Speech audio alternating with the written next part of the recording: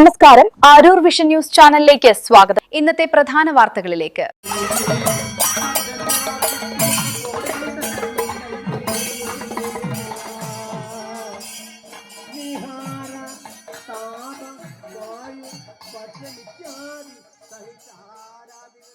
അരൂർ ശ്രീ കാർത്യായനി ദേവി ക്ഷേത്രത്തിൽ ഭാഗവത സപ്താഹ യജ്ഞം, രുക്മിണി സ്വയംവരവും ഘോഷയാത്രയും നടന്നു.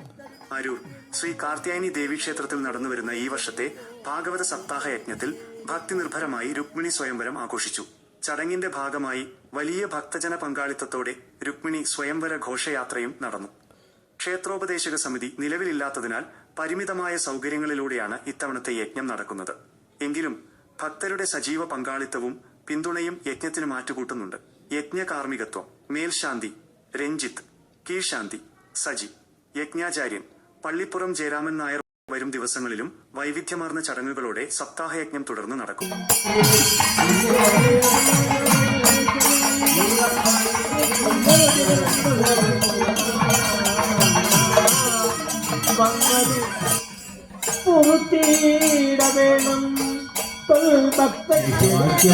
എന്നോട് പറഞ്ഞത് ഇന്ന് ഞാൻ ഭവാനോട് ചെല്ലുവാനവയെല്ലാം നന്നായിട്ടെഴുതുന്ന ലോകൈക സുന്ദരനായ